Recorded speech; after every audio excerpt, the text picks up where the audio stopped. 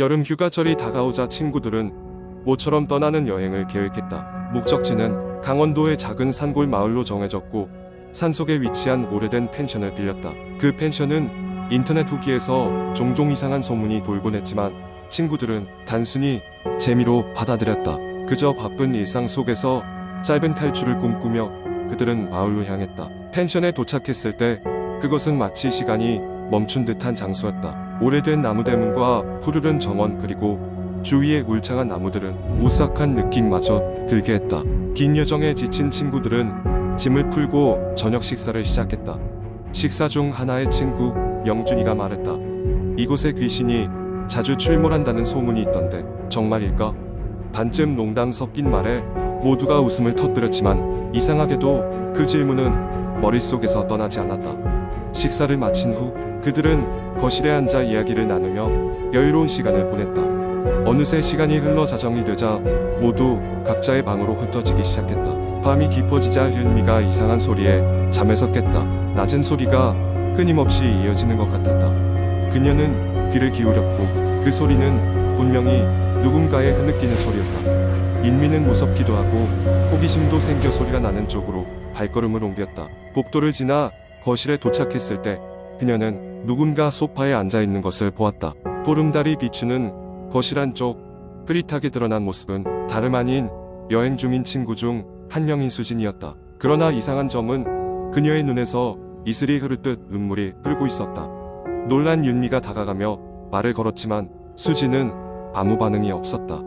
인미는 수진의 어깨에 손을 얹자 그제야 수진이 고개를 돌렸다.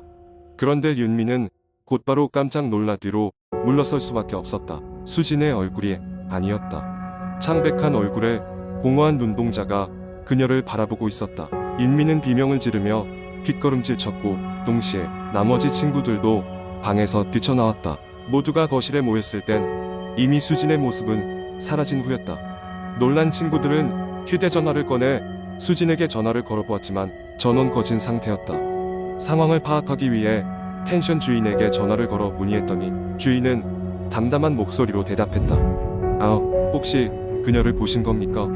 사실 그 펜션에 안타깝게 생을 마감한 소녀가 한 명 있었어요. 그녀의 이름도 수진이었죠. 가끔 그녀가 찾아오곤 하는데 해를 끼치지 않으니 걱정하지 않으셔도 됩니다. 그날 밤 친구들은 더 이상 잠을 잘 수 없었다. 새벽이 오기를 기다리며 촛불을 켜고 이야기를 하며 서로를 안심시켰다. 아침 첫 햇살이 창문을 통해 비춰올 때쯤 그들은 서둘러 펜션을 떠났다. 그리고 그 마을을 끝으로 다시는 산골 마을 여행을 계획하지 않기로 했다. 몇 년이 지나 그 경험은 친구들 사이에서 하나의 도시 전설처럼 전해지곤 했다. 그 펜션의 수지는 여전히 그곳에 머무르며 자신을 알아봐 주기를 기다리고 있을지도 모른다. 두 번째 이야기. 그날은 평범한 월요일이었다. 나는 서울의 번화가에 위치한 사무실에서 퇴근하고 집으로 돌아가는 길이었다. 시간이 늦어져 지하철은 비교적 한산했고 나는 지친 몸을 이끌고 빈자리에 앉았다. 이어폰을 귀에 꽂고 음악을 틀어 하루의 고단함을 잊어보려 했지만 계속해서 끼어드는 불편한 느낌을 지울 수 없었다. 어느새 내리는 정거장에 도착했다. 나는 음악을 멈추고 지하철역을 빠져 나와 집으로 향했다. 우리 집은 역에서 도보로 10분 정도 거리에 있는 아파트 단지에 자리 잡고 있었다.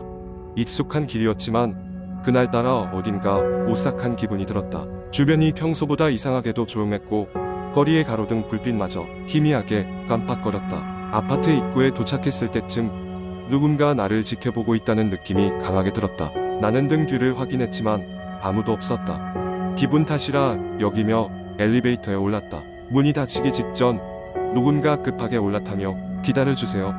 라는 목소리가 들렸다. 당황한 나는 얼떨결에 열린 버튼을 누르고 말았다. 엘리베이터 안에는 나와 낯선 남자분이었다. 검은색 후드를 쓴 그는 얼굴이 보이지 않을 정도로 깊이 모자를 눌러 쓰고 있었다.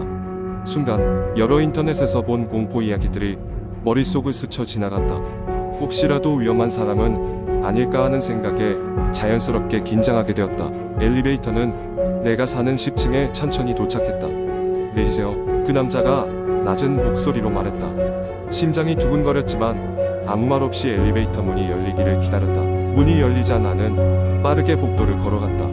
뒤를 돌아보니 그 남자는 여전히 엘리베이터에 남아 있었다. 집으로 들어와 도어락을 잠근 후에야 마음이 조금 놓였다. 당장 샤워를 하고 나서 쉬고 싶었지만 이상하게도 마음 한 구석이 계속 불편했다.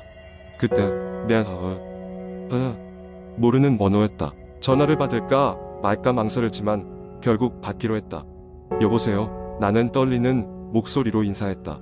하지만 들려오는 것은 숨소리뿐이었다. 몇 초간의 침묵이 흘렀다.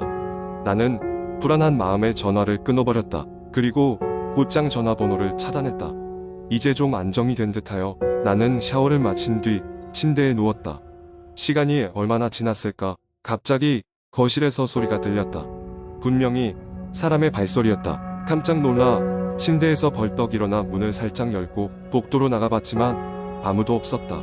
느낌이 좋지 않았다. 혹시나 도둑이 들었나 하는 생각에 나는 조심스럽게 거실로 걸어갔다. 그때 누군가 내 뒤에서 찼다 라고 속삭였다. 모든 게 정지한 것처럼 느껴지는 순간 나는 고개를 천천히 돌렸다. 그 남자였다. 엘리베이터에서 만난 그 남자. 그는 검은 후드를 벗고 불쾌한 미소를 지으며 나를 바라보고 있었다. 내 심장은 터질 듯이 뛰었고 도망쳐야겠다는 생각밖엔 들지 않았다. 나는 재빨리 현관으로 달려가 문을 열고 복도로 뛰어나갔다. 하지만 그가 따라오는 소리가 들렸다. 다급히 계단으로 내려가 아파트 입구로 나서자 바깥은 완전한 어둠으로 둘러싸여 있었다. 거리는 여전히 조용했고 점점 숨이 가빠왔다. 주변을 둘러보았지만 그 사람은 어느 순간 사라지고 없었다. 정신없이 주변을 확인하며 불안감에 휩싸여 있었지만 도저히 그를 찾을 수 없었다. 당장 경찰에 신고해야겠다는 생각으로 휴대폰을 꺼내들었을 때 놀랍게도 남자의 목소리가 다시 들려왔다. 당신의 꿈속에서 다시 만날 거야. 하룻밤 만에 벌어진 일은 마치 악몽 같았다. 그 이후로 아무리 조사해봐도 그 남자는 결국 찾을 수 없었다. 그는 정말로 꿈에서만 나타나는 존재인 것일까? 아니면 혼자만의 공포가 만들어낸 환상일까? 그날 이후로 나는 가로등이 깜빡이는 밤길을 걷는 것이 두렵다. 그리고 가끔 누군가 내 꿈속에서 나를 지켜보는 듯한 느낌이 들곤 한다. 세 번째 이야기. 한여름밤 서울 외곽에 있는 작은 마을에서 친구들과 함께 1박 2일로 여행을 떠났다. 우리 일행은 모두 5명으로 각각 대학 시절부터 함께했던 절친들이었다. 이상하게도 그날따라 날씨가 후덥지근하고 바람 한 점 없는 상태라 찜통 같은 더위에 마을에 도착해서 빨리 민박집으로 들어가고 싶은 마음뿐이었다. 마을은 평화롭게 보였고 우리는 사전에 예약했던 민박집으로 향했다. 이 민박집은 꽤나 고즈넉하고 옛 정취가 가득한 2층짜리 한옥이었다. 집주인은 친절하게 우리를 맞아주었고 우리는 짐을 풀고 쉬기로 했다. 첫날은 모든 게 순조로웠다. 간단한 바비큐 파티를 하며 밤이 깊어갔고 우리는 피곤한 몸을 이끌고 방으로 들어가 잠을 청했다. 하지만 그날 밤 이상한 일이 벌어지기 시작했다. 새벽 2시쯤 난 화장실에 가기 위해 잠에서 깼다.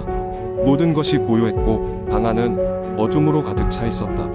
핸드폰 플래시를 켜고 화장실로 향하는데 갑자기 부엌 쪽에서 이상한 소리가 들렸다. 마치 누군가 휘파람을 불며 지나가는 듯한 소리였다. 순간 등골이 서늘해졌고 나는 발길을 멈춘 채 소리가 멈추길 기다렸다. 곧 소리는 사라졌고 나는 마음을 추스르고 다시 방으로 돌아갔다. 다음날 아침 식사를 하며 밤에 있었던 일을 친구들에게 이야기했지만 모두 피곤해서 꿈을 꾼 것 아니냐며 웃어 넘겼다. 하지만 그날 밤 또다시 이상한 일이 벌어졌다. 이번에는 모두가 잠든 후 집안 곳곳에서 문이 삐걱거리는 소리가 들렸다. 점점 다가오는 그 소리에 일행 모두 잠에서 깼고 우리는 각자 핸드폰 플래시를 켜고 거실로 모였다.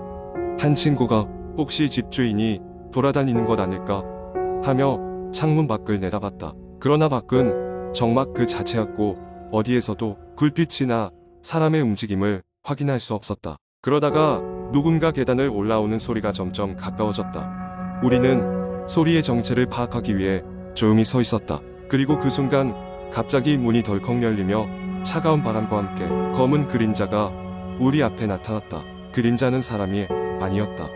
형체가 뚜렷하지 않았고 점점 우리에게 다가오는 것 같았다.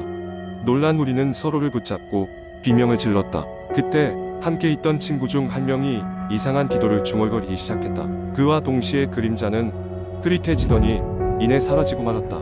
다음 날 아침 우리는 급하게 짐을 챙겨 그 집을 나섰다. 집주인에게 작별 인사를 하려고 했지만 아무리 찾아봐도 그는 보이지 않았다. 이상하게도 마을 사람들도 그 민박집에 대해 묻자 고개를 저으며 말을 아꼈다. 이후 우리는 빠른 걸음으로 마을을 빠져나와 서울로 돌아왔다. 시간이 흘러 그날의 끔찍한 기억을 잊으려 했지만 어느 날 그 친구에게서 연락이 왔다. 그는 한 구석에서 당시 우리에게 다가왔던 그림자의 기억이 사라지지 않는다는 것이었다. 그렇게 우리의 여행은 단지 공포 이야기가 아니라 실제로 겪어야 했던 미스터리한 사건으로 기억 속에 자리 잡고 말았다. 지금도 그때 밤하늘을 가로지르던 차가운 바람을 떠올리면 여전히 몸서리가 쳐진다. 네 번째 이야기. 어느 작은 시골 마을에는 오래된 낡은 학교가 있었다. 이 학교는 한때 많은 학생들로 북적였지만 시간이 지나면서 인구는 점점 줄어들었고 결국 문을 닫게 되었다. 학교가 폐교된 지 몇 년이 흐르고 마을 사람들은 그곳을 점점 잊어갔지만 그럼에도 불구하고 학교에 대한 이야기만은 여전히 전해지고 있었다. 마을 사람들에 따르면 폐교가 되기 전 이 학교에는 예쁜 여학생 하나가 있었다고 한다. 그녀는 수줍음이 많고 조용한 성격이었지만 아름다운 외모 덕분에 많은 이들의 관심을 받았다.